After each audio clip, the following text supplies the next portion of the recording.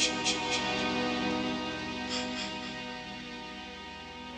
I dropped your wallet.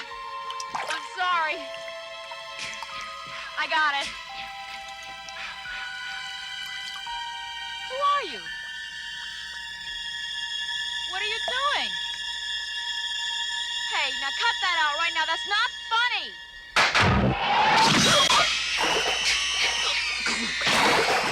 Yeah, I went opening night in Westwood. It was sold out. I was there with my friends, and the crowd was yelling and screaming, and they were really into it. They all had a good time, and this was really this new 3D thing. A lot of the people had never seen 3D, a 3D movie before. It was the new wave of 3D. You didn't have that red-blue.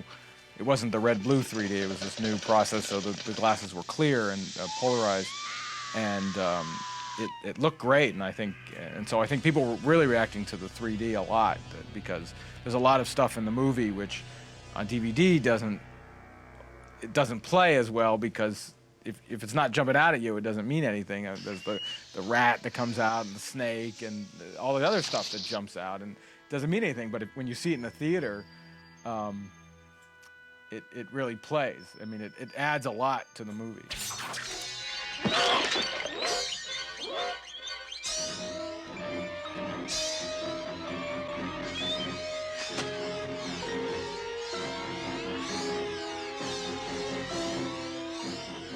I'd met Steve Miner, and in a conversation with him, told him that I'd spent the previous 6 months researching all different 3D methods available for feature film production. And Steve said, I'm about to do a 3D film, and asked me if I'd be interested in doing it. That's how I came to it. I had not done a 3D picture before. I'd been always interested in the technology, and particularly in the storytelling aspect of it.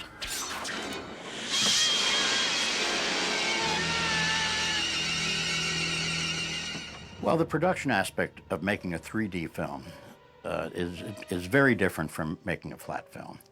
For one thing, you need all of the backgrounds lit, because there's no 3D without a background, particularly at night.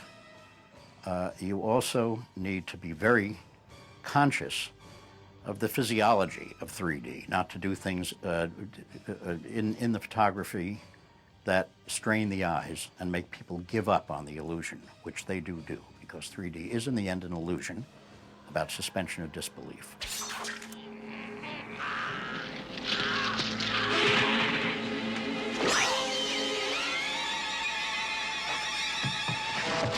The eyeball, that was a good one. That was, especially in 3D. I remember seeing the eyeball in the theater. That was the first time I'd seen it, and it pops out, and the whole audience just jumped. It was a great that was a great moment.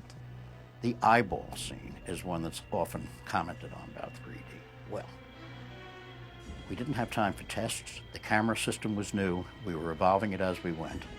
But I had read someplace in very old literature going back to the 1920s, that things that are lit overexposed slightly, and things that tend towards the red tend to come off the screen. So I overexposed that eye about a half a stop, 2/3 of a stop, and it came right off the screen and into everybody's face. Hold on!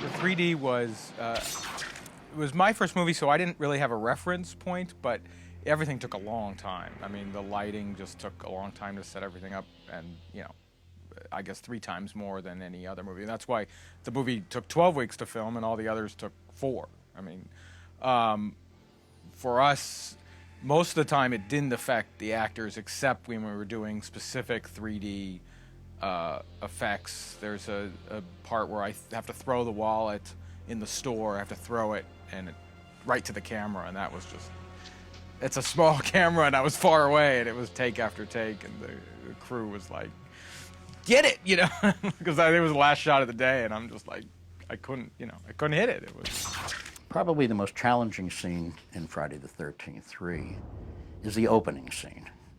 The scene, that long tracking shot through the laundry, establishing the store. We had to build a trellis across a highway. We had to track this enormous device, and the Luma crane and its motion control stuff was in a state of evolution just as the 3D camera was. So that was a very, very difficult shot to make, but worth it in the end. Camera system that we used on Friday the 13th, which was the Mark's DPIC system, was really at that point not mature enough for this sort of production. So Friday the 13th was the test bed for both a new way of doing 3D and also for a new Kodak emulsion, which had its own problems. We were the first production to use that as well. What followed in Jaws 3D, what followed in many other productions, was all enhanced by the work that was done on Friday the 13th.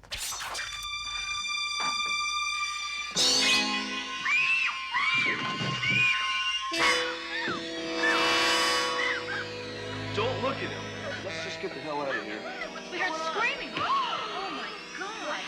Oh, is he dead? Don't touch him, Andy. Don't move him. You creep. Oh my God. Get up. I guess I fooled you, huh? Shelley is a practical joker, and he brings with him a bunch of things up to the cabin, including a wetsuit and a harpoon and a hockey mask, and so he uses it to scare Vera in the water, and that's the first time the hockey mask is seen, and then Shelley is killed, and Jason takes the mask, and he hasn't relinquished it yet. I don't think they were thinking of part 4, so I don't think they had any idea that the mask would become this iconic symbol of horror movies. I mean, you can show anyone a hockey mask now, and they'll know what movie you're talking about and what character. So it's really become a symbol of horror. But I don't think anyone at the time knew that. Although I did know enough to ask for the mask. I said, "Can I have the mask and take it with me?" And they went, "No."